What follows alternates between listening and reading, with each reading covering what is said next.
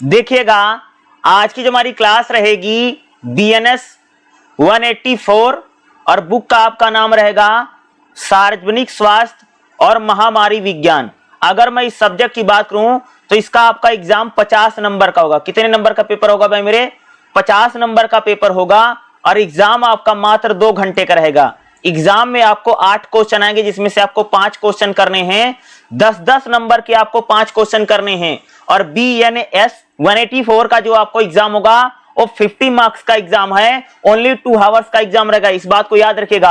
आपका जो admit card है, जो हॉल टिकट है, उस पे जरूर 3 घंटे लिखे हुए, बट भाई मेरे ये 2 ही घंटे का पेपर रहेगा और 50 नंबर का पेपर रहेगा। इस बात को याद रखिएगा।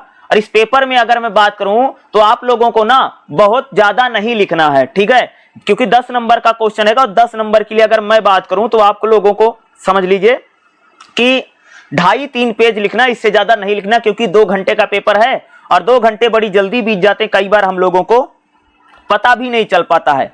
तो समय का खास तौर से ख्याल रखना है और समय को ध्यान में रखते हुए इस एग्जाम को आपको लिखना है या करना है, ठीक है। तो चलिए हम लोग इस क्लास को शुरू करते हैं।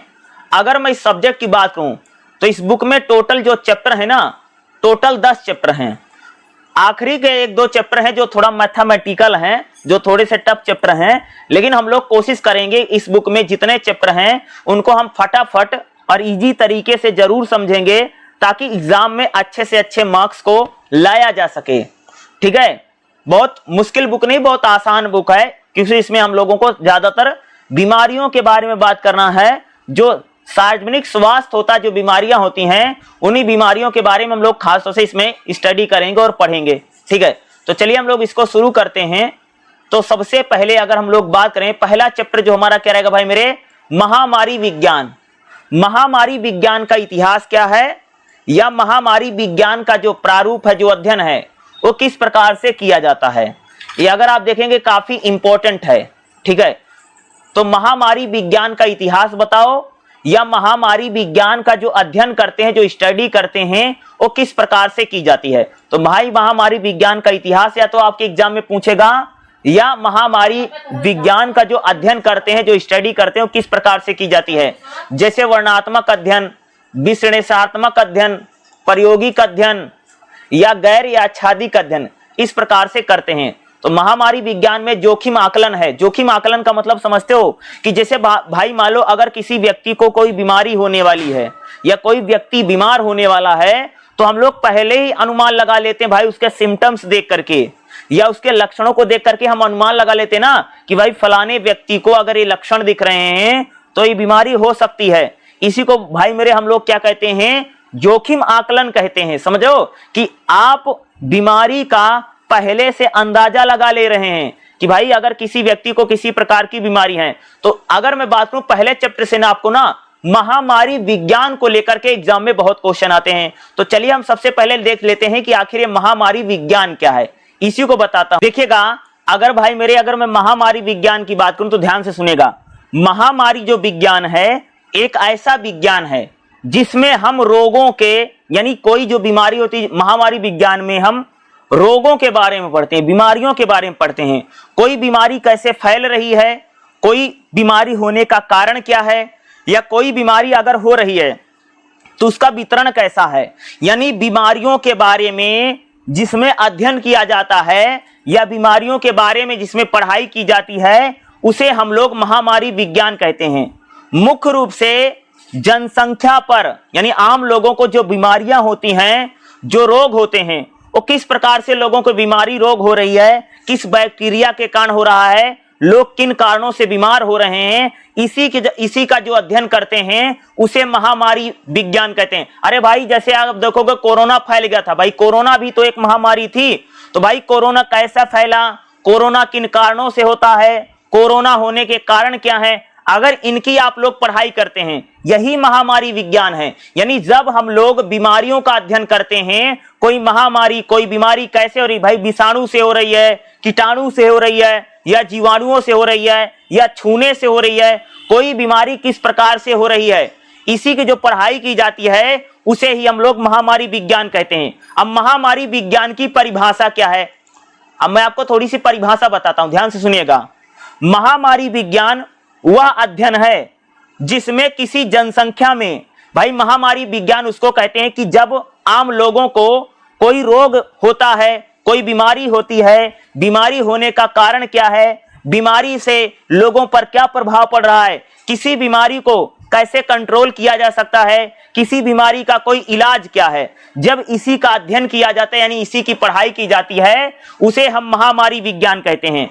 महामारी विज्ञान में हम लोग करते क्या हैं, यानी महामारी विज्ञान में हम लोग देखते हैं कि रोगों का विवरण, भाई मेरे महामारी विज्ञान में होता है कोई बीमारी अगर फैल रही है या कोई बीमारी अगर लोगों को हो रही है, तो कोई बीमारी जो लोगों को हो रही है होने का कारण क्या, किस कारण से लोग बीमार हो रहे हैं, लोग जो बीमार हो रहे हैं वो बीमारी जो है, जो रोग है कैसे फैल रहा है, किस कारण से फैल रहा है, इसी का अध्ययन महामारी विज्ञान में कहते हैं। जैसे कोई रोग किस कारण से हो रहा है, वायरस के कारण से रोग फैल रहा है या बैक्टीरिया से रोग फैल रहा है या जीवाणु से रोग फैल रहा है, तो इसका भी अध्ययन हम लोग क्या करते हैं महामारी विज्ञान में। यानी कोई बीमारी भाई मेरे जीवाणु से फैल रही है, विषाणु से फैल रही है, कीटाणु से फैल रही है, कोई वायरस के कारण से हो रही है या कोई बीमारी बैक्टीरिया के कारण से फैल रही है, इसी का अध्ययन हम लोग क्या करते हैं भाई मेरे महामारी विज्ञान में कहते हैं।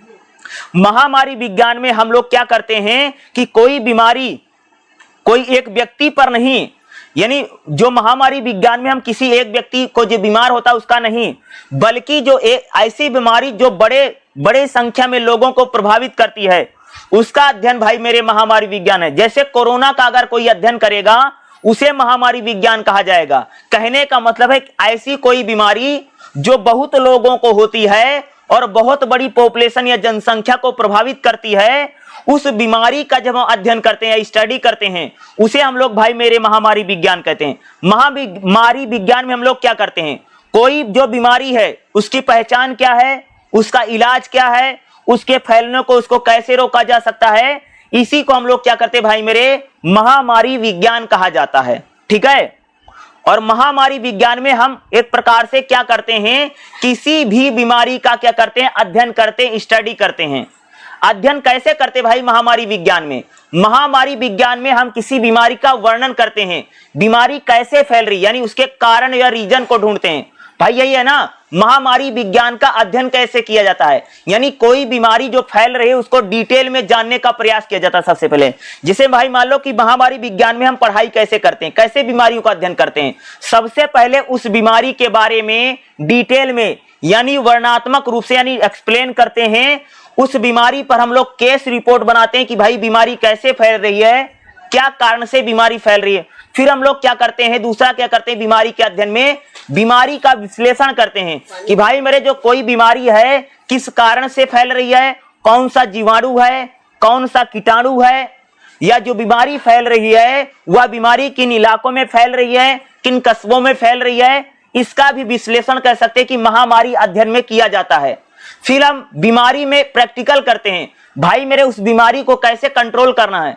भाई किसी भी बीमारी की जब भाई मेरे जब दवाई बनती है ना तो प्रयोग किए जाते हैं, यानी एक प्रकार से रिसर्च की जाती है। भाई मेरे अगर कोई बीमारी लोगों को फैल रही है या किसी बीमारी के कारण लोग बड़ी संख्या में बीमार हो रहे हैं, तो उस बीमारी का जब दवाई बनेगा ना तो हम लोग उसको प्रायोगिक अध्ययन करते हैं, यानी बीमारी का जब अध्ययन करते हैं तो जहां बीमारी फैली हम लोग वहां जाते हैं, उन लोगों से बातचीत करते हैं, उन लोगों को हम टेस्ट करते हैं कि भाई इस बीमारी की दवाई क्या होगी।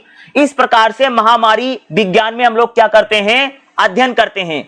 महामारी विज्ञान में अगर आप लोग देखोगे ना तो हम लोग बीमारी को कैसे कंट्रोल कर सकते हैं। भाई कोई भी बीमारी अगर फैल गई है तो उस बीमारी को कैसे कंट्रोल करना है, उस बीमारी को हम लोग भाई मेरे कैसे काबू में कर सकते हैं, उसका नियंत्रण कैसे करना है, उसका कौन कौन सा उपाय है। और बीमारी के अध्ययन में हम लोग सरकार की भी मदद लेते हैं, आम लोगों की भी मदद लेते हैं, जो एनजीओ हैं वो भी कह सकते हैं कि बीमारी के अध्ययन में हम लोगों की क्या करते हैं, मदद करते हैं। भाई किसी भी बीमारी का सबसे पहले डिटेल में एक्सप्लेन किया जाता है, कोई बीमारी कहां से फैली, कैसे फैली, किस जीवाणु के कारण फैली, किस विषाणु के कारण फैली, उसकी रिपोर्ट बनाते हैं।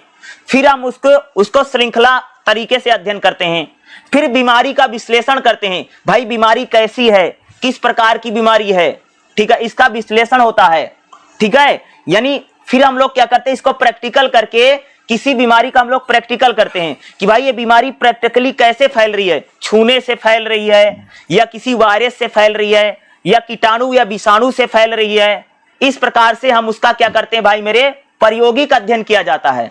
उस इलाके में जिस इलाके में बीमारी फैली है हम लोग वहां भी जाते हैं कि भाई जो बीमारी फैली उस बीमारी उस क्षेत्र में कैसे फैली है, उस क्षेत्र के लोगों पर हम तमाम दवाइयों का प्रैक्टिकल करते कि भाई ये बीमारी कैसे ठीक होगी और फिर हम बीमारी को हम कैसे कंट्रोल करें, बीमारी को कैसे नियंत्रित किया जा सकता है और बीमारी को हम लोग कैसे कंट्रोल करेंगे, कैसे नियंत्रित करेंगे, ये सारा जो अध्ययन है वो कह सकते हैं भाई मेरे क्या है, महामारी विज्ञान में किया जाता है। और महामारी विज्ञान का जब अध्ययन करते हैं, जब स्टडी करते हैं तो इस प्रकार से किसी भी महामारी, कोई भी रोग फैला ना भाई, आप लोगों ने देखा भाई कोरोना कैसे फैला, तो कोरोना की दवाई भी लोगों ने जब बनाई, हमारे साइंटिस्टों ने, वैज्ञानिकों ने जब दवाई बनाई होगी तो भाई उसका भी प्रैक्टिकल किया होगा ना, प्रैक्टिकल करने के बाद तो दवाई बनेगी ना। और भाई जिन लोगों को कोरोना हुआ था उन लोगों पर प्रैक्टिकल किया होगा जी। तो कोरोना जो है, कोरोना भी एक बहुत बड़ी महामारी है भैया। उसी प्रकार से अगर आप लोग देखोगे, जैसे हमारे देश में अगर आप लोग देखेंगे, हमारे यहाँ कई बार भाई जैसे आप देखोगे हैजा फैल जाती थी, ठीक है, हैजा फैल जाती है, चिकनगुनिया फैल जाता है, मलेरिया फैल जाता है, ये सारी महामारी हैं। और इन बीमारियों पर जब दवाई वाई बनती है ना तो बहुत अच्छी तरीके से अध्ययन किया जाता है, स्टडी की जाती है, तब भाई अध्ययन करने के बाद बीमारियां बनती है। क्योंकि महामारी, कोई भी महामारी फैलती है ना, उससे बहुत सारे लोग प्रभावित होते हैं, बहुत लोगों की इसमें भैया जाने जाती हैं, बहुत सारे लोगों को समस्या होती है।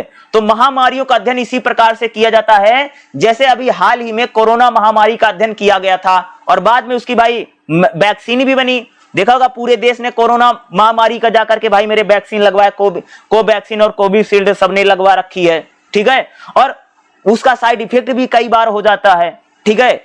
अगर आप देखेंगे जोखिम आकलन क्या है भाई मेरे, जोखिम आकलन का मतलब होता है कि अगर कोई बीमारी फैल रही है या कोई बीमारी अगर प्रभावित कर रही लोगों को, तो उस बीमारी का जोखिम का आकलन करते, भाई इस बीमारी से खतरा कितना है, लोगों की जान कितनी जा रही है, इसी को बोलते भाई मेरे जोखिम आकलन।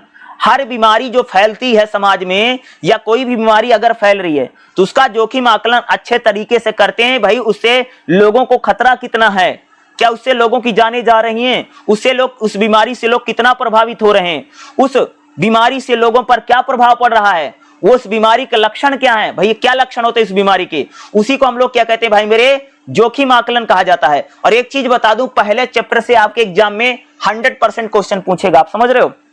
ऐसा आपको लग रहा कि पहले चैप्टर से भाई मेरे 100% क्वेश्चन आने हैं, क्योंकि 10 चैप्टर हैं और आपको एग्जाम में 8 से 10 क्वेश्चन आएगा, तो पहले चैप्टर से क्वेश्चन आना ही आना है। और जो मैं आपको बता रहा हूं ना, इसी को आपको एग्जाम में अच्छे से एक्सप्लेन करके लिख करके आना। देखिएगा, अगर हम लोग इसमें महामारी विज्ञान का अगर इतिहास की बात करें तो महामारी विज्ञान का जो इतिहास है ना, 400 ईसा पूर्व से भैया मेरे महामारी विज्ञान का इतिहास शुरू हुआ है। और महामारी विज्ञान में कुछ इंपॉर्टेंट बीमारियों के बारे में आप लिख देना, जो बहुत इंपॉर्टेंट बीमारियां हैं।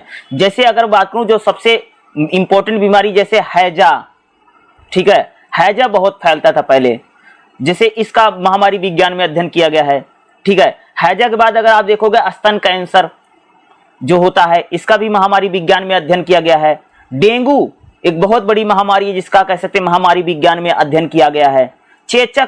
चेचक भी एक बहुत बड़ी महामारी थी, इसका भी विज्ञान में अध्ययन किया गया। चेचक का टीका भी बाद में बना था।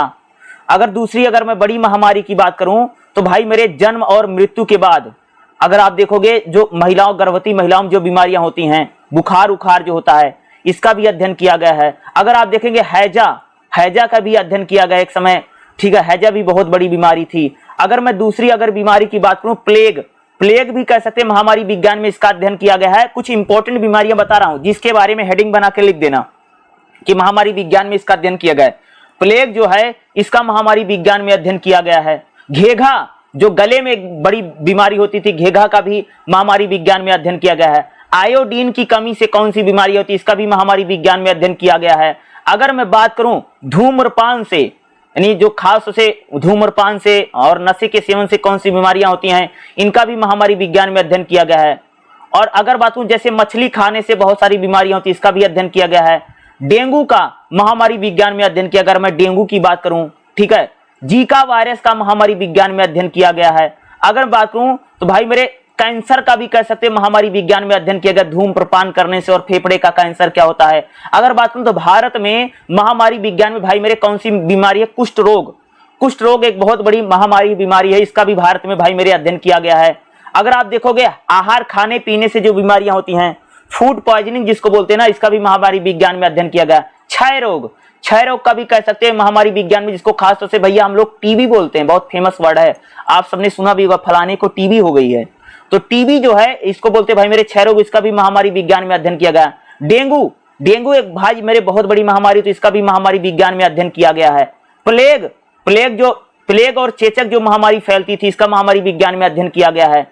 चेचक की अगर बात करूं तो अगर आप देखोगे खास तौर से अगली महामारी HIV एड्स जो होती है, इसका भी महामारी विज्ञान में अध्ययन किया गया है। अगर मैं बात करूं इसका भी दूसरा, अगर आप देखोगे महामारी विज्ञान में खास तौर से सिंड्रोम एक महामारी बीमारी, तो इसका भी महामारी विज्ञान में अध्ययन किया गया है। और मधुमेह, जो मधुमेह हो जाता है और कैंसर लोगों को हो रहा है, इसका भी महामारी विज्ञान में अध्ययन किया गया है। और लास्ट में आप लिख देना भाई मेरे कोरोना वायरस जो फैला था, उस कोरोना वायरस का भी महामारी विज्ञान में अध्ययन किया गया है। तो खास तौर से कुछ महत्वपूर्ण मैंने महामारी और बीमारियां बताई हैं, जिसमें कह सकते हैं भाई मेरे भारत में या विदेश पूरी दुनिया में महामारी विज्ञान में इन सारी बीमारियों का अध्ययन किया गया और बाद में इनका दवाई भी बनी, इनकी वैक्सीन भी बनी। ठीक है, तो महामारी विज्ञान का इतिहास में जब पूछेगा ना, तो इन सारी महामारियों को बता देना और इनका कैसे अध्ययन किया। मैंने महत्वपूर्ण जो बीमारियां महामारियां हैं, मैंने आपको इंपॉर्टेंट बताया भी कौन कौन सी भैया इंपॉर्टेंट महामारी, जो बहुत बड़ी महामारियां थी पूरी दुनिया के लिए और भारत के लिए। देखिएगा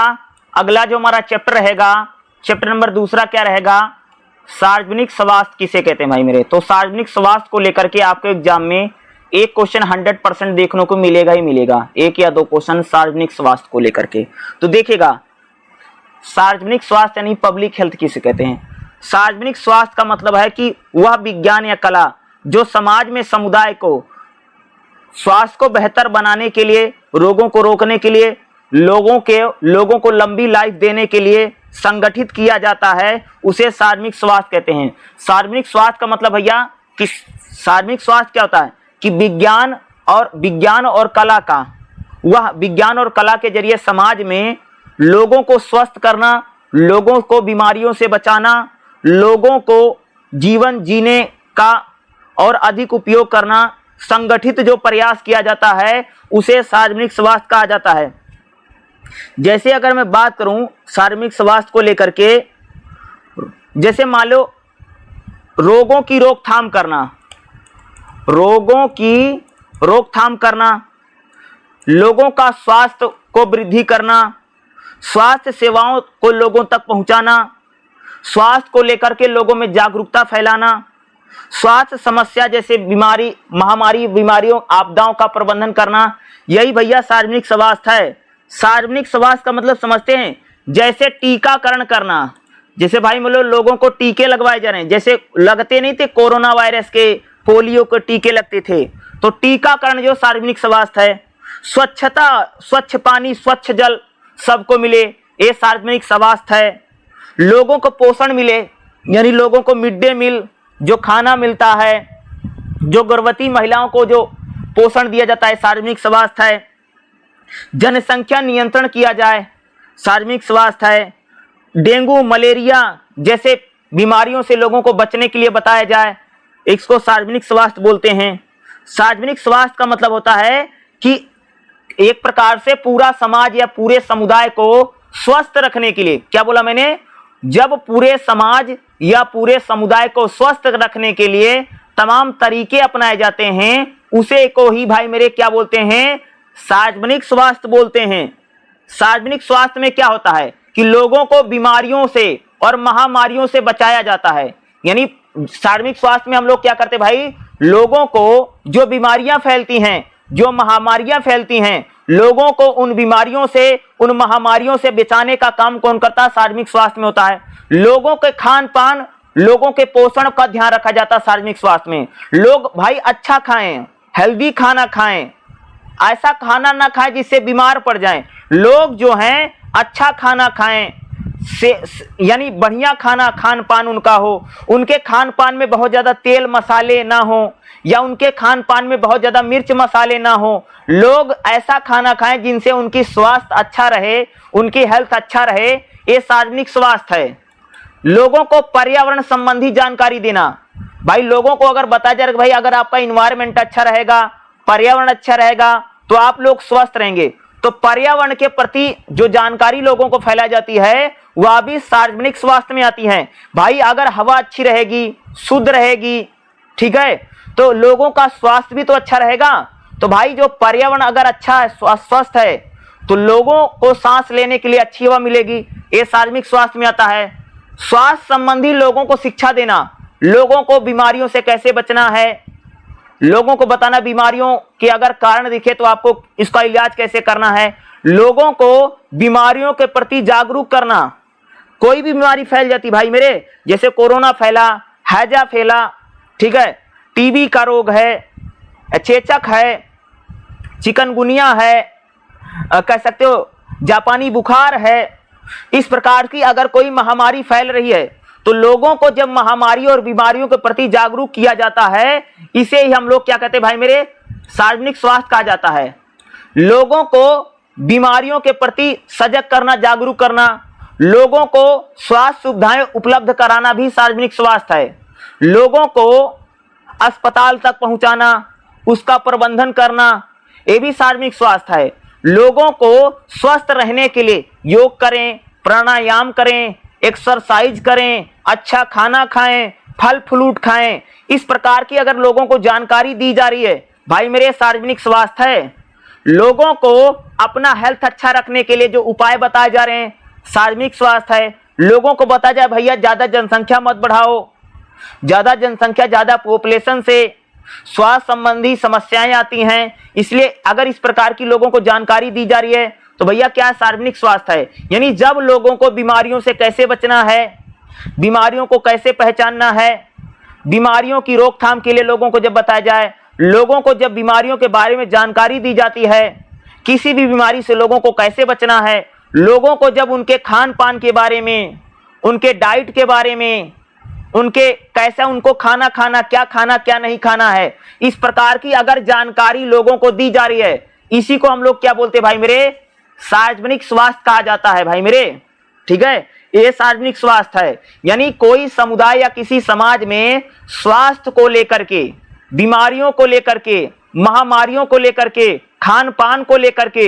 अगर लोगों को जागरूक किया जा रहा है, उसी को क्या बोलते हैं भाई मेरे, सार्वजनिक स्वास्थ्य बोलते हैं।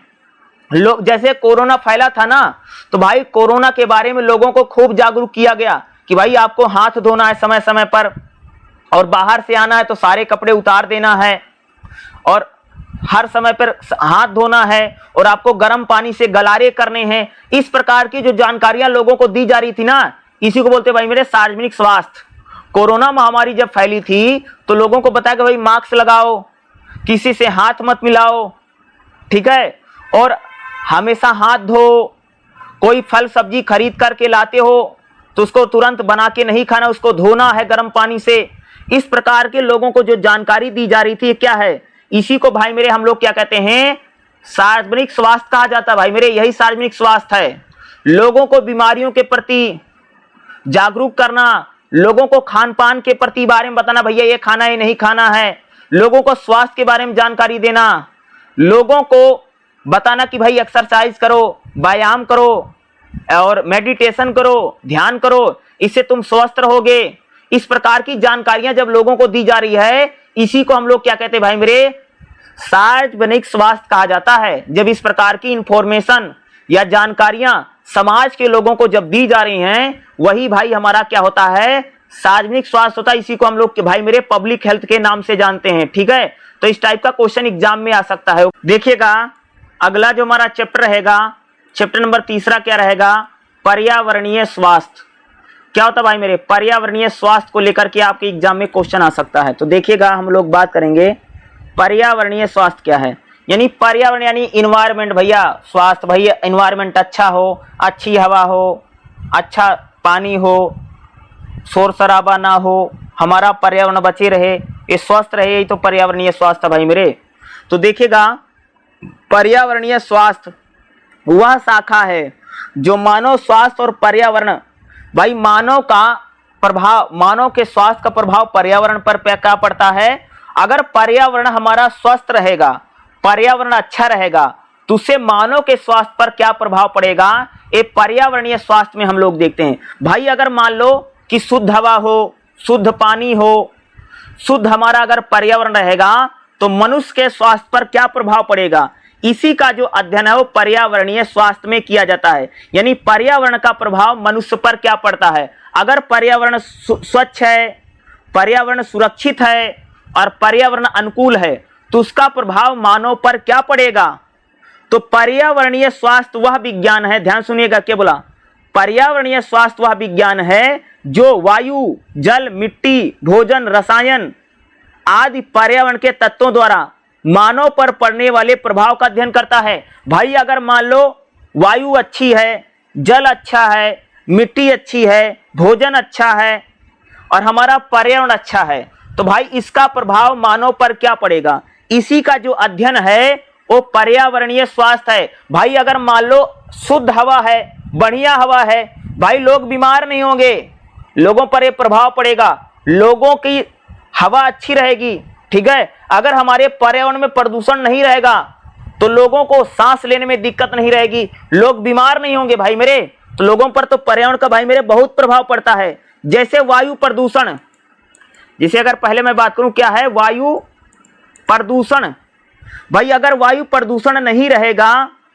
अगर मान लो पर्यावरण में वायु प्रदूषण है तो लोगों को सांस लेने में समस्या होगी, लोगों को अस्थमा होगा, ये बीमारी हो जाएगी अगर हमारा पर्यावरण स्वस्थ नहीं है। अगर मान लो हमारा जल प्रदूषित है, अगर मान लो हमारे पर्यावरण में जो जल है, भाई अगर जल प्रदूषित है तो क्या होगा, लोगों को हैजा होगी, टाइफाइड हो जाएगा। अगर हमारा खास तौर से कूड़े कचरे हैं पर्यावरण में तो कूड़े कचरे संबंधित बीमारियां होगी। अगर हमारे रसायन हैं जैसे कीटनाशक है, प्लास्टिक हैं, इससे भी लोगों का प्रभाव पड़ेगा। अगर पर्यावरण में शोर शराबा है तो लोगों को तनाव, नींद की कमी होगी। अगर मान लो पर्यावरण में सूर्य की पराबैंगनी विकिरणें अगर आएंगी तो लोगों को कैंसर, त्वचा रोग होगा, तो रोग होगा। यानी कहने का मतलब है कि अगर पर्यावरण में वायु प्रदूषण है, जल प्रदूषण है, ध्वनि प्रदूषण है, अगर हमारा पर्यावरण प्रदूषित है तो लोगों को तमाम समस्याएं होंगी, तमाम बीमारियां होंगी। और भाई मेरे हमारा अगर पर्यावरण स्वच्छ है, शुद्ध है, तो लोग बीमार नहीं होंगे, लोग बीमारियों से बचेंगे। समझ रहे हो, ये कहा जा रहा है। पर्यावरणीय स्वास्थ्य क्या होता है भाई मेरे, अगर मैं बात करूं, हम लोग पर्यावरणीय स्वास्थ्य को क्यों पढ़ते हैं, क्यों करते हैं भाई मेरे, इसलिए करते हैं ताकि अगर जल स्वच्छ है, वायु स्वच्छ है और हमारा भोजन स्वच्छ है तो हम लोग हमेशा स्वस्थ रहेंगे। अगर हमारा पर्यावरण स्वस्थ है तो भैया व्यक्ति स्वस्थ है। अगर पर्यावरण अच्छा रहेगा तो भाई हमको शुद्ध हवा मिलेगी, शुद्ध पानी मिलेगा, शुद्ध भोजन मिलेगा, तो भाई हमारी हेल्थ अच्छी रहेगी। भाई अगर पर्यावरण शुद्ध नहीं है, अगर हम दूषित हवा लेंगे, दूषित भोजन खाएंगे, ठीक है, अगर शोर शराबा होगा तो इससे हम लोग बीमार पड़ेंगे ना। तो पर्यावरण का जो प्रभाव है वो मनुष्य पर कह सकते भाई मेरे सबसे ज्यादा पड़ता है, सबसे हाईएस्ट पड़ता है। अगर कह सकते जैसे जल प्रदूषण है, वायु प्रदूषण है, भूमि प्रदूषण है, खाने पीने की चीजें शुद्ध नहीं है, रसायन जो है खाने पीने में रसायन है, केमिकल है, तो भैया इससे क्या होगा, हम बीमार पड़ जाएंगे ना, लोग खूब बीमार पड़ेंगे। भाई अगर पानी खराब है, हवा खराब है, जमीन खराब है, खान पान खराब है, तो अगर पर्यावरण अगर प्रदूषित है तो भाई हमारा स्वास्थ्य गड़बड़ हो जाएगा, हम लोग बीमार पड़ जाएंगे और हमें तमाम तरह की बीमारियां होंगी, हमें रासायनिक बीमारियां होंगी, भौतिक बीमारियां होंगी, हमें सांस लेने में दिक्कत होगी, हम पानी पिएंगे तो दूषित पिएंगे, हमको दुनिया भर की बीमारी हो जाएगी, हमारा खाना शुद्ध नहीं रहेगा, अगर हमारा पर्यावरण शुद्ध नहीं है तो भाई हमें बहुत सारी बीमारियां हो जाएंगी। इसलिए पर्यावरण का स्वच्छ होना, शुद्ध होना बहुत जरूरी है भाई मेरे। अगर जहां पर पर्यावरण शुद्ध नहीं है उससे कह सकते हैं लोगों पर बुरा प्रभाव पड़ता है। भाई अगर पर्यावरण शुद्ध है तो हमको बीमारियां नहीं होंगी, हम लोग बीमारियों से क्या है ज्यादा से ज्यादा बचेंगे। समझ रहे हो, इसका सबसे ज्यादा प्रभाव पड़ेगा। मान लीजिए अगर दूषित पानी है, भैया दूषित पानी से हमको हैजा हो जाएगा, टाइफाइड हो जाएगा, अगर शौचालय स्वच्छ नहीं है तो भैया लोगों को संक्रामक रोग होंगे। अगर कारखानों से धुआं निकल रहा है तो लोगों को सांस लेने में समस्या होगी। अगर कूड़ा करकट सही से नहीं हो रहे हैं उसका प्रबंधन, तो लोगों को मलेरिया, डेंगू, हैजा जैसी रोगें फैलेंगी। तो भाई अगर पर्यावरण स्वच्छ नहीं है तो मनुष्य को, आम आदमी को बहुत सारी समस्याएं हो सकती हैं। आम आदमी को तमाम तरह की बीमारियां हो जाएंगी। इसलिए पर्यावरण को स्वच्छ रखना बहुत ज्यादा जरूरी है। तो पर्यावरण स्वच्छ है, पर्यावरण में अगर जल अच्छा है, वायु अच्छी है, भूमि अच्छी है, खान पान अच्छा है, तो भाई मेरे हमारा स्वास्थ्य अच्छा ही रहेगा। अगर पर्यावरण गड़बड़ाया तो भाई मेरे हमें दुनिया भर की बीमारियां क्या हो जाएंगी, सताने लग जाएंगी। समझ रहे हो? तो अगर भाई अगर भूमि शुद्ध नहीं है तो भाई भूमि पर जो जो कह सकते हो अनाज उगाया जाएगा, वो अनाज भी अच्छा नहीं, हमारा खान पान बिगड़ जाएगा। अगर भाई मेरे जल अच्छा नहीं तो हम अगर दूषित पानी पिएंगे, गंदा पानी पिएंगे तो भाई बीमार पड़ जाएंगे। अगर हम दूषित हवा सांस अंदर लेंगे, अगर ऑक्सीजन शुद्ध नहीं रहेगी तो हमें सांस लेने की समस्या होगी, काफी बीमारी हो सकती है। इसलिए पर्यावरण का शुद्ध होना बहुत जरूरी है। अगर पर्यावरण शुद्ध नहीं रहा तो मनुष्यों को तमाम सारी बीमारियां सताने लग जाएंगी। आप बहुत सारे बीमार हो जाएंगे भाई। अगर पानी अच्छा नहीं, वायु अच्छी नहीं, खान पान अच्छा नहीं, भूमि अच्छी नहीं, आपको जैविक, रासायनिक और भौतिक कारणों से भी कह सकते हैं बहुत प्रकार की बीमारियां फैलेंगी और मनुष्य बीमार होता चला जाएगा, उन बीमारियों से बच नहीं पाएगा। इसलिए पर्यावरण का शुद्ध होना बहुत ज्यादा जरूरी है।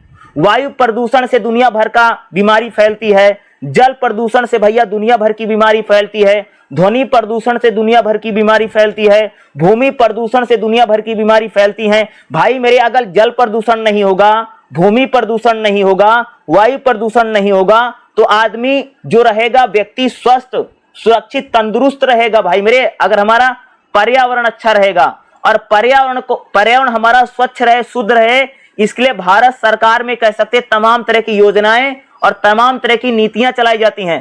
पर्यावरण को लेकर के भारत सरकार ने कई सारे कानून बना रखे हैं कि भाई अगर पर्यावरण स्वच्छ रहेगा तो भारत में स्वास्थ्य जो क्षेत्र है अच्छा रहेगा। भारत में अगर आप देखोगे स्वास्थ्य मिशन चला रखे हैं भारत सरकार, लोग स्वस्थ रहें, सुरक्षित रहें, इसके स्वास्थ्य मिशन चला रखे हैं। भारत सरकार की कई सारी योजनाएं हैं, कई सारे जिसके जरिए लोगों को स्वास्थ्य के बारे में जानकारियां दी जाती है। अगर आप देखोगे आजकल तो भाई मेरे आयुष्मान कार्ड बन रहा है जिसके जरिए लोगों का इलाज होता है। अगर आप देखेंगे तो भाई मेरे भारत सरकार दुनिया भर की जो महामारियां, बीमारियां होती हैं उसके टीके लगा जाते हैं। जैसे हमारे देश में चेचक का टीका, हैजा का टीका, टिटनेस का टीका, पोलियो का टीका, ये टीकाकरण तो हमारे देश में होता ही था ताकि इन बीमारियों से लोगों को बचाया जा सके। और भाई मेरे अगर हमारा पर्यावरण स्वस्थ रहा, अगर हमारा पर्यावरण सुरक्षित है तो कह सकते भैया हम लोग बीमारियों से बचेंगे। इसलिए पर्यावरण का स्वच्छ रहना, शुद्ध रहना बहुत ज्यादा हमारे लिए क्या भाई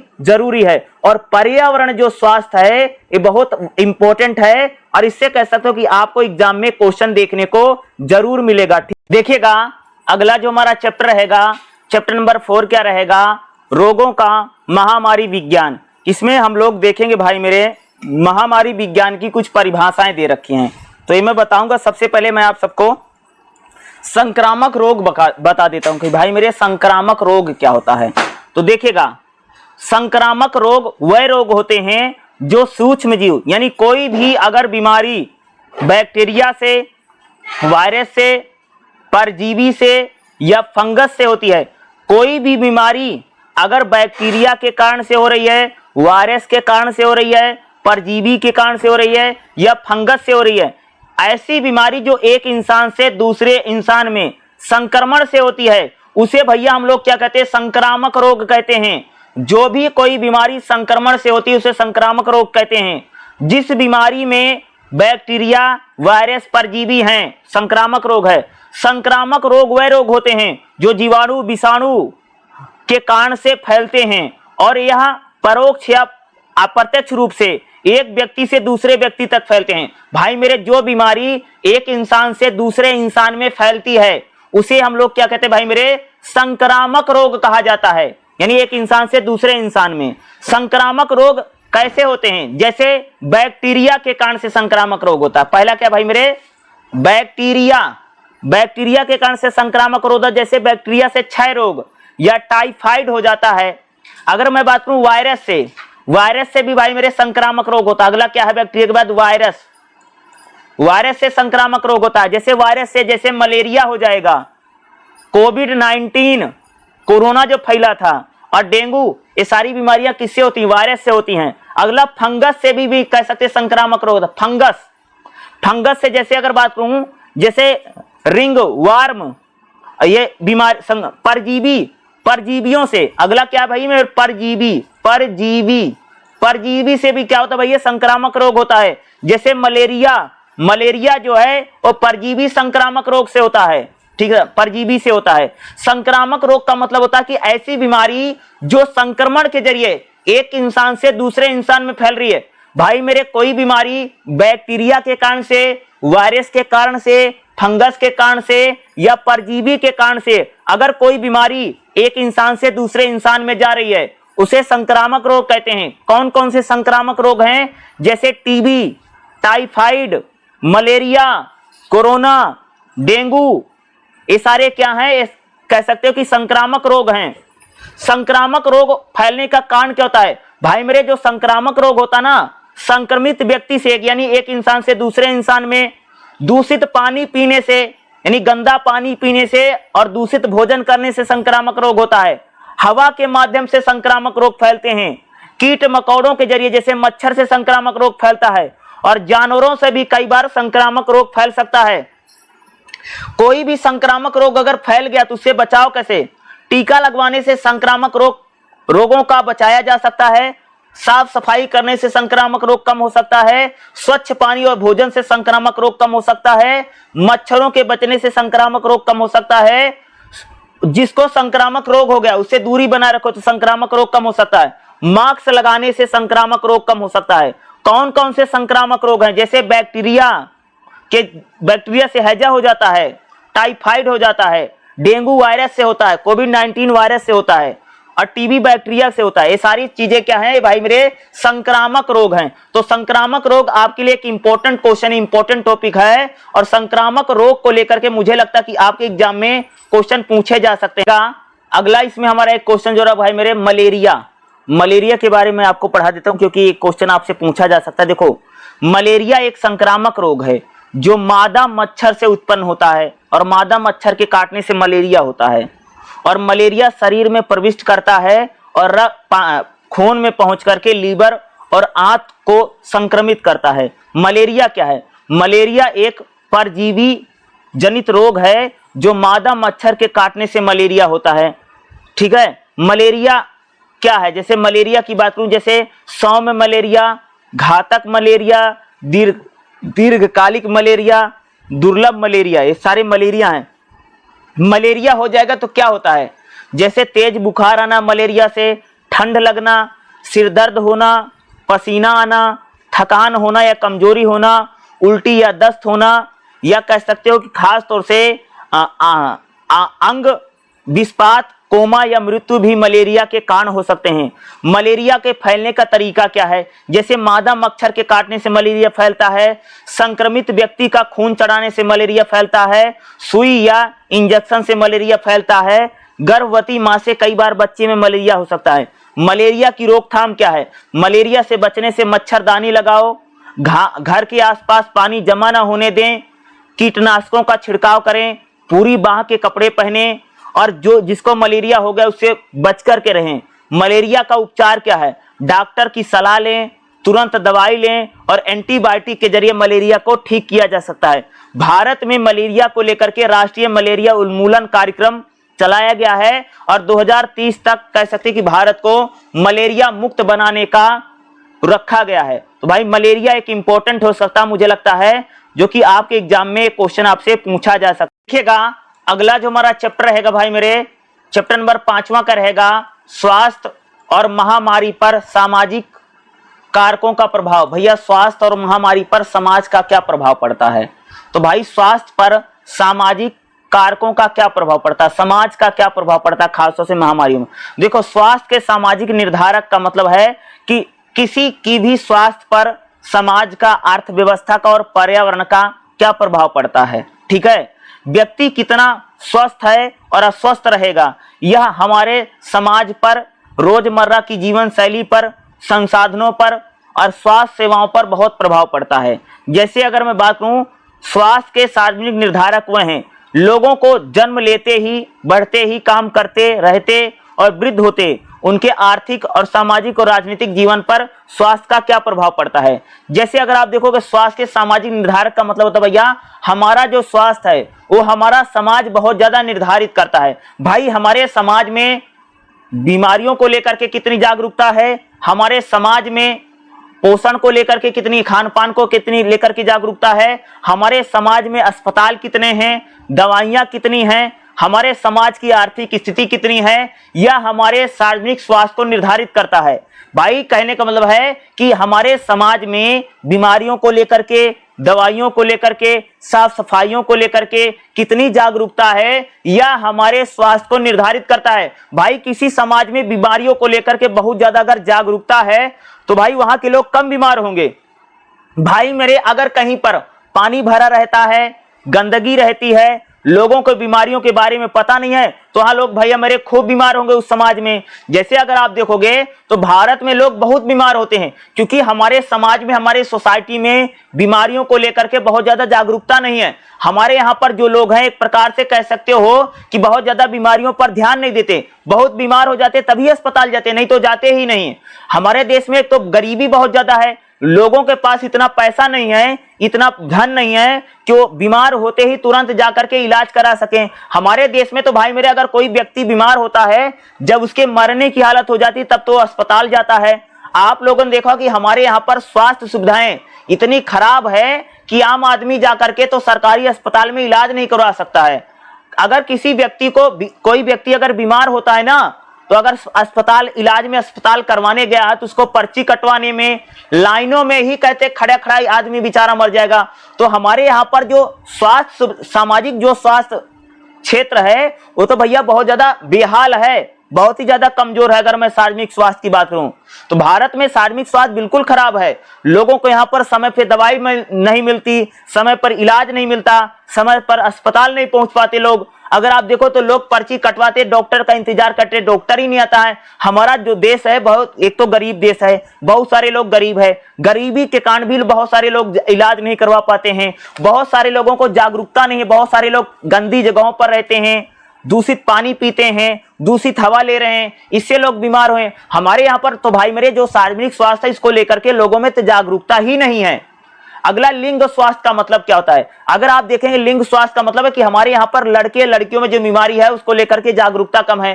भाई अगर मैं बात करूँ ना, अगर किसी एक घर में लड़की बीमार हो गई है, लड़का बीमार हो गया तो घर वाले भैया लड़कों का इलाज करवा देते, लड़की का इलाज नहीं करवाते। लिंग स्वास्थ्य का मतलब है कि हमारे यहाँ पर महिलाओं की जो बीमारियां हैं, महिला अगर बीमार पड़ती है तो उसका इलाज जल्दी नहीं करवाया जाता है, उसको जल्दी अस्पताल नहीं ले जाया जाता है, उसको जल्दी डॉक्टर को नहीं दिखाया जाता है, बल्कि अगर लड़का बीमार होगा तो घर वाले उसका तुरंत इलाज करवा देते हैं। अगर आप अगर देखें तो हमारे समाज में महिलाओं की जो बीमारियां हैं उसको लेकर के भाई मेरे बहुत कम जागरूकता हम लोगों को दिखाई देती है। और हमारे समाज में बीमारी में भी लड़का लड़की में भेदभाव किया जाता है। भाई अगर लड़का बीमार है तो लोग उसका इलाज तुरंत करवा देते हैं, तुरंत ले जाते हैं, उस पे पैसा भी खर्चा कर देते हैं। लेकिन अगर किसी के घर में लड़की बीमार है तो पहले तो उसको इलाज नहीं करवाते हैं। अगर उसके इलाज में ज्यादा पैसा लग रहा है तो लोग पैसा भी खर्च नहीं करते, मैंने देखा है, क्योंकि लड़की के तो शादी में वो लोग खर्चा करने वाले हैं। तो अगर आप देखोगे स्वास्थ्य में भी लड़का लड़की के आधार पर हमारे देश में बहुत ज्यादा भेदभाव किया जाता है। अगर कोई लड़की बीमार हो गई, अगर कोई महिला बीमार हो जाती है तो कई बार उसको लेडीज डॉक्टर ही नहीं मिल पाती है। अगर आप देखें तो हमारे देश में महिला डॉक्टरों की भारी कमी है और कहीं कहीं जगह पर आपने देखा होगा कि जेंट्स डॉक्टर ही, पुरुष डॉक्टर ही महिलाओं का इलाज कर रहे हैं। यानी हमारे देश में महिलाओं के डॉक्टर ही नहीं है, उसकी एक भारी समस्या है। दूसरा, हमारे समाज में लड़कियों के स्वास्थ्य को लेकर के हमारा समाज गंभीर नहीं है। लड़कियां बीमार होती हैं, उनको सही समय से दवाई नहीं मिलती है, सही समय से इलाज नहीं मिलता है, बल्कि वही लड़कों को मिल जाता है। तो लिंग और स्वास्थ्य को लेकर के क्वेश्चन आपसे पूछा जा सकता है। अगर आप देखेंगे तो भाई स्वास्थ्य के आर्थिक निर्धारक क्या हैं। अगर आप देखें तो भाई हमारे यहाँ पर अगर आप देखोगे तो बहुत ज्यादा गरीबी है, लोग इतने गरीब हैं कि अपना इलाज नहीं करवा पा रहे हैं। भाई अगर आप देखोगे तो लोग इतने गरीब है, सरकारी अस्पताल में इलाज करवाने जाते हैं और उनको अच्छा इलाज और नहीं मिल पाता है। इससे कह सकते हैं भाई मेरे बहुत बड़ी समस्या कह सकते हैं हमारे समाज में बनी हुई है। आप लोग देखते होंगे ना कि लोग इतने ज्यादा गरीब हैं कि वो अपना इलाज नहीं करवा पा रहे हैं। आज तो जाकर के भाई जब से प्रधानमंत्री मोदी आए उन्होंने तो 5 लाख का इलाज फ्री किया है, लेकिन अब भी लोगों का इलाज नहीं हो पा रहा है। ये सच्चाई है, क्योंकि सरकारी अस्पताल में सरकार तो कानून लेकर के आ जाती है, लेकिन सरकारी अस्पताल में जाकर के देखो गरीब की हालत क्या है। भाई स्वास्थ्य सुविधाओं में जो आर्थिक कारक हैं, भैया पैसा तो इतना लोगों के पास कम है कि लोगों के पास खाने की चीज नहीं, तो खाने की दिक्कत है तो आदमी इलाज कहां से करवाएगा यार। तो कह सकते हैं आज हमारे देश में इतना ज्यादा गरीब देश है कि लोग अपना इलाज नहीं करवा पा रहे हैं, और बहुत सारे लोगों का इलाज ना होने के कारण उनकी मृत्यु हो जाती है, उनकी डेथ हो जाती है। तो स्वास्थ्य को लेकर के आर्थिक निर्धारक ये हमारे देश में लगभग बने हुए हैं। तो मुझे लगता है कि 5वां चैप्टर भी काफी इंपॉर्टेंट है, और इससे भी आपके एग्जाम में क्वेश्चन 100% भाई मेरे पूछा जा सकता है। ठीक है, चलिए अगला चैप्टर देखते हैं। ओके, देखिएगा अगला जो हमारा चैप्टर रहेगा, चैप्टर नंबर 6 क्या रहेगा भाई मेरे, सार्वजनिक स्वास्थ्य के सिद्धांत और पद्धतियां। तो इसमें स्वास्थ्य व्यवहार क्या होता है इसकी हम लोग बात करेंगे। स्वास्थ्य व्यवहार का मतलब आप लोग समझते हैं, स्वास्थ्य व्यवहार वह क्रिया व प्रतिक्रिया है जो व्यक्ति और परिवार को स्वस्थ बनाए रखने के लिए, रोगों को बचाने के लिए और इलाज कराने के लिए की जाती है। स्वास्थ्य व्यवहार का मतलब क्या होता है कि वह क्रिया व प्रतिक्रिया, यानी स्वास्थ्य व्यवहार होता है भाई मेरे वह क्रिया है, वह प्रतिक्रिया है जो लोगों के परिवार को स्वस्थ बनाने में, लोगों को रोगों से बचाने में, रोगों को इलाज कराने के लिए की जाती है। अगर बात करूं तो स्वास्थ्य से संबंधित जो सोच है, जो आदत है और जो व्यवहार है उसे स्वास्थ्य व्यवहार कहा जाए। यानी लोगों को स्वास्थ्य से लेकर के लोगों की जो सोच है, जो आदत है, जो विचारधारा है, उसे स्वास्थ्य व्यवहार कहा जाता है। स्वास्थ्य व्यवहार का मतलब है कि लोगों को स्वस्थ जीवन शैली अपनाने के लिए प्रेरित करना, लोगों को रोगों की रोकथाम के लिए बताना, लोगों का उचित इलाज करना और लोगों का स्वास्थ्य संबंधी निर्णय लेने में मदद करना, ये स्वास्थ्य व्यवहार है। स्वास्थ्य व्यवहार का मतलब होता है कि एक प्रकार से आप लोग कह सकते हो कि स्वास्थ्य संवर्धन का व्यवहार, यानी लोग जो हैं अच्छा खाना खाएं, नियमित व्यायाम करें, अच्छी नींद लें, रोगों से बचें और टीकाकरण करवाएं, स्वास्थ्य व्यवहार है। यानी लोगों को स्वास्थ्य के बारे में जागरूक करना है। यानी लोग भैया अच्छा खाना खा रहे हैं, डेली एक्सरसाइज करता है, पूरी नींद लेता है, ध्यान और योग करता है और बीमारी जो फैलती है उसके टीके लगवाता है, ये स्वास्थ्य व्यवहार है। यानी लोगों के स्वास्थ्य को बढ़ाना। अगला, लोगों की रोकथाम के लिए लोगों को बताना है। जैसे लोग मास्क लगाते हैं, हाथ धोते हैं, मच्छरदानी का प्रयोग करते हैं, स्वच्छता को बनाए रखते हैं, सही समय पर इलाज करवाते हैं, स्वास्थ्य व्यवहार है। यानी लोग बीमारियों को लेकर के क्या है, बहुत ज्यादा जागरूक हैं, ये स्वास्थ्य व्यवहार है। यानी लोग बीमारियों से बचने के लिए भाई मेरे मास्क पहन रहा है, हाथ धो रहा है, मच्छरदानी का प्रयोग कर रहा है, स्वच्छता बनाए रख रहे हैं और समय समय से अपनी जांच करवा रहे हैं। इसको हम लोग क्या कहते हैं, स्वास्थ्य जागरूकता कहते हैं। यानी लोग अपने स्वास्थ्य के प्रति बहुत जागरूक हैं, सतर्क हैं, यही स्वास्थ्य व्यवहार है। लोग बीमारी से उपचार के लिए व्यवहार क्या है, लोग बुखार होने पर डॉक्टर से मिलते हैं, घरेलू उपचार करते हैं, आराम करते हैं, दवाई करते हैं, इलाज करवाते हैं। यानी लोग जब बीमार होने पर तुरंत डॉक्टर की सलाह ले रहे हैं, दवाई खा रहे हैं, इलाज करा रहे हैं, इसी को भैया हम लोग क्या बोलते हैं, स्वास्थ्य व्यवहार बोलते हैं। ठीक है, लोग जो हैं तुरंत पालन कर रहे हैं, यानी लोग समय पर दवाई ले रहे हैं, डॉक्टर की सलाह को मान रहे हैं और जो डॉक्टर ने मना किया उसका पालन कर रहे हैं और डॉक्टर ने जो परहेज बताया उसको मान रहे हैं, ये स्वास्थ्य व्यवहार है।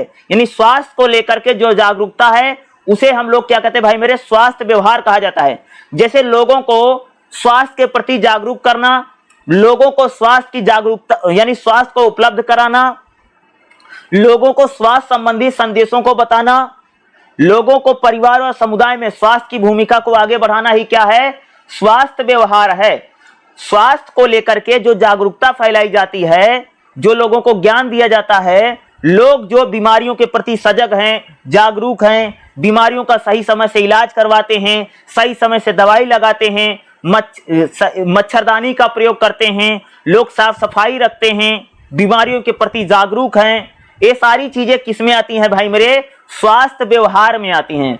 और स्वास्थ्य व्यवहार मुझे लगता है कि एक इंपॉर्टेंट टॉपिक है जो कि आपके एग्जाम में भाई मेरे स्वास्थ्य व्यवहार को लेकर के क्वेश्चन आ सकता है। देखिएगा अगला जो हमारा चैप्टर रहेगा, चैप्टर नंबर 7 क्या रहेगा, भारत सरकार और गैर सरकारी संगठनों द्वारा स्वास्थ्य देखभाल कार्यक्रम, जिसमें हम लोग बात करेंगे भारत में राष्ट्रीय स्वास्थ्य कार्यक्रम कौन कौन से हैं। तो भाई भारत सरकार जो है वो राष्ट्रीय स्वास्थ्य कार्यक्रम कौन कौन सा लगाती है। जैसे अगर मैं बात करूं तो भारत सरकार ने भाई नया भारत सरकार कह सकते हैं रोगों की रोकथाम के लिए, रोगों को नियंत्रण के लिए, लोगों के स्वास्थ्य सुविधाओं के लिए, मातृ और शिशु मृत्यु दर के लिए, पोषण के लिए, तमाम तरीके की जागरूकता फैलाने के लिए राष्ट्रीय स्वास्थ्य कार्यक्रम भारत सरकार चला रही है। भारत सरकार जो है सबसे पहले अगर बात करूं ना 1985 में टीका लगाना शुरू किया था भाई मेरे। 1985 में अगर आप देखोगे तो मलेरिया से बचने के लिए टीका लगना शुरू हुआ हमारे देश में। 1952 में राष्ट्रीय परिवार यानी जनसंख्या नियंत्रण को लेकर के सरकार कार्यक्रम लेकर के थे स्वास्थ्य को। 2005 में अगर आप देखोगे तो राष्ट्रीय स्वास्थ्य मिशन जो है ग्रामीण और शहरी स्वास्थ्य सुविधाओं को सशक्त किया गया। 1962 में भारत सरकार ने 1962 में अगर आप देखोगे टीबी की पहचान की और टीबी का इलाज किया। राष्ट्रीय एड्स प्रोग्राम, राष्ट्रीय एड्स कार्यक्रम भी चलाया गया था। कब चलाया गया था राष्ट्रीय एड्स कार्यक्रम? 1992 में, जो HIV एड्स होता है उसकी रोकथाम के लिए चलाया गया था। मलेरिया उन्मूलन कार्यक्रम 1953 में चला, मलेरिया को लेकर के भारत सरकार ने किया, मलेरिया की रोकथाम को लेकर के। अगर आप देखेंगे राष्ट्रीय कुष्ठ रोग को लेकर के जो खासतौर से अगर आप देखोगे जो सफेद दाग हो जाता भाई मेरे, उसको लेकर के भारत सरकार ने काम किया। डेंगू को लेकर के राष्ट्रीय डेंगू, फाइलेरिया, कालाजार कार्यक्रम जो चलाया गया ये 1982 ये खासतौर से रोगों के लिए चलाया गया। राष्ट्रीय तंबाकू कार्यक्रम 2007 में चला, तंबाकू और धूम्रपान की रोकथाम के लिए लेकर के। राष्ट्रीय कैंसर, मधुमेह, हृदय रोग 2010 में इस कार्यक्रम को भारत सरकार ने चलाया। अगर बात करूं तो भारत में जो राष्ट्रीय स्वास्थ्य कार्यक्रम है ना, ये खास तौर से राष्ट्रीय ग्रामीण स्वास्थ्य मिशन और राष्ट्रीय शहरी स्वास्थ्य मिशन के द्वारा चलाए जाते हैं।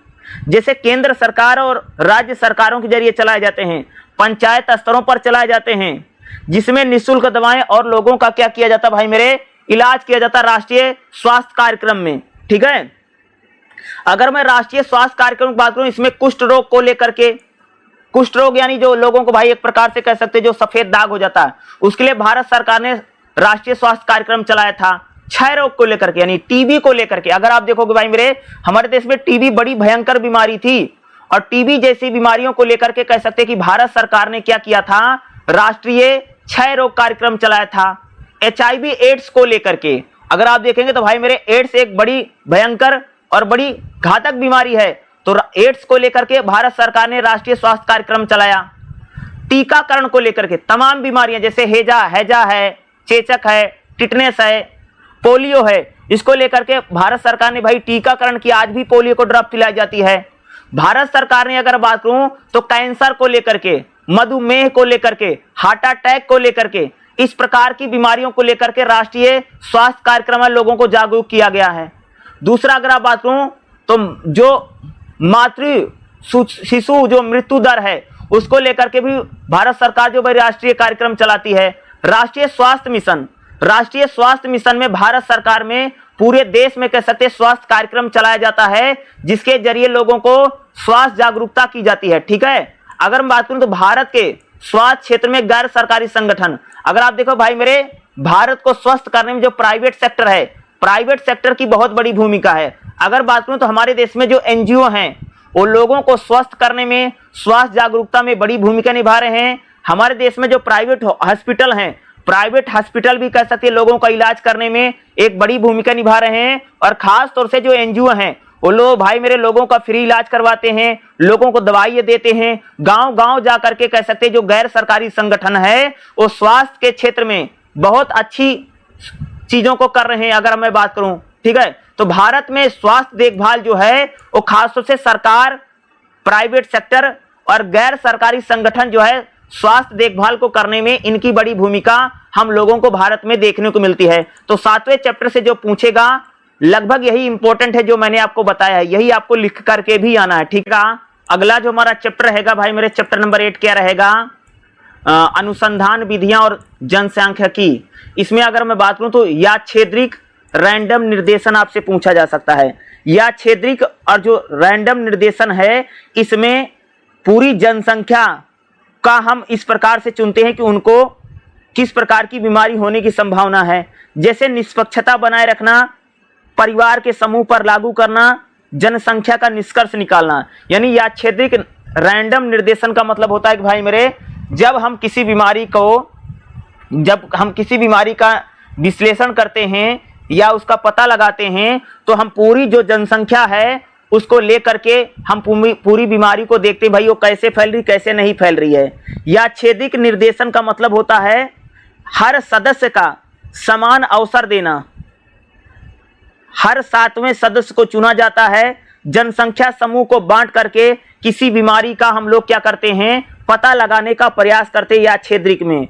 मान लीजिए एक कॉलेज में 1000 छात्र हैं, यदि आप एक सर्वे के लिए 100 छात्रों को लॉटरी से चुनते हैं तो सरल यादृच्छिक निर्देशन है। यानी जैसे मान लो भाई कोई बीमारी फैल गई है, तो कुछ लोगों को चुन करके उन पर जो शोध किया जाता है उसे हम यादृच्छिक निर्देशन कहा जाता है, ठीक है। ये थोड़ा इंपॉर्टेंट हो सकता है, यादृच्छिक निर्देशन आपके एग्जाम में आ सकता है, अगर आएगा तो आपको यही बताना है। चैप्टर नंबर 9 देखिए हमारा क्या है भाई मेरे, डाटा विश्लेषण।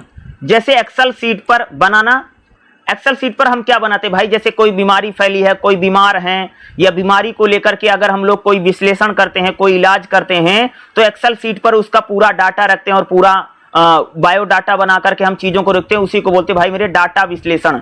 यानी डाटा विश्लेषण का मतलब स्वास्थ्य, अगर आप हॉस्पिटल में जाओगे ना तो देखो भाई हर काम उस पर डाटा किया जा रहा है, एक्सेल शीट पर उस पर मरीज के बारे में जानकारियां, कौन मरीज आ रहा है, कौन मरीज जा रहा है, कैसी बीमारी है, क्या है, उसको अगर आप लोगों ने देखो ना, एक्सेल शीट पर हर चीज को बना जाना ना, बीमारियों के बारे में लिखा जाता है, उसका पूरा डाटा रखा जाता है, उसी को हम लोग इसमें क्या देते हैं भाई मेरे, डाटा विश्लेषण। यानी अगर आप देखोगे आज स्वास्थ्य कार्यक्रम में भी कंप्यूटर पर, एक्सेल शीट पर सारी जानकारियां रखी जाती हैं और उसी का अध्ययन किया जाता है, उसी से निष्कर्ष निकाला जाता है, इसी को हम लोग क्या कहते हैं भाई मेरे, डाटा विश्लेषण कहा जाता है। खासतौर से ये भी स्वास्थ्य सुविधाओं में डाटा विश्लेषण भी किया जा रहा है। देखिएगा अगला जो हमारा चैप्टर रहेगा भाई मेरे, चैप्टर नंबर 10वां का रहेगा उन्नत जनसांख्यिकी। उन्नत जनसांख्यिकी मतलब एक ऐसी पॉपुलेशन, एक ऐसी जनसंख्या है जो बीमारियों को लेकर के सजग है, जागरूक है। तो भाई बहुत सारी बीमारियां और बहुत सारे जो रोग फैलते हैं वो शायद आपके यहाँ नहीं फैलेंगे। तो इसमें थोड़ा मैथमेटिकल है, जैसे सहचर, संबंधित मान और प्रासरण विश्लेषण, एक खासतौर से आपके एग्जाम में पूछा जाता है। वैसे अगर मैं बताऊं जितना इंपॉर्टेंट है उतना मैंने आपको बताने का प्रयास किया है, जो इंपॉर्टेंट है वो भी मैंने आपको मार्किंग करवा दी है। इतना पढ़ के जाइएगा, आपका एग्जाम भाई मेरे सच में अच्छा जाएगा। जितना मैंने बताया है इतना पढ़ के जाओ, बाकी आपको और एग्जाम आपका बेहतरीन ही जाएगा। और एग्जाम कैसे गया मुझे आप ये जरूर बताइएगा। मैंने जितने क्वेश्चन कराए हैं सारे क्वेश्चन आप लोगों को करके जाना है। और एक बात मैंने आपको बताया था कि इस एग्जाम में 8 क्वेश्चन आएगा और 8 में से आपको भाई मेरे 5 क्वेश्चन करना, 2 घंटे का एग्जाम है। इस बात को आप लोगों को ध्यान रखना है और एग्जाम में आपको क्वेश्चन थोड़ा जल्दी जल्दी लिखना है, ठीक है। टाइम को सही से यूज करना है, बाकी जितना बताए इतना करके जाइए। और मुझे नहीं लगता कि कुछ बाहर से क्वेश्चन इसमें पूछे जाते हैं। सारे क्वेश्चन भाई मेरे बुक से आते हैं, बुक से बाहर से कह लीजिए कि एक भी क्वेश्चन आपको देखने को नहीं मिलेगा। तो जितने इंपॉर्टेंट थे मैंने आपको सारे बताए हैं। कुछ क्वेश्चन जो अगर बचा होगा या इंपॉर्टेंट होगा, मैं अगला भी अगर टाइम मिलेगा तो एक वीडियो और आपको बता दूंगा, एक बार और पढ़ा दूंगा। तो जितना मैंने पढ़ा रखा है इसी में से मोस्टली क्वेश्चन आपको देखने को मिलेगा।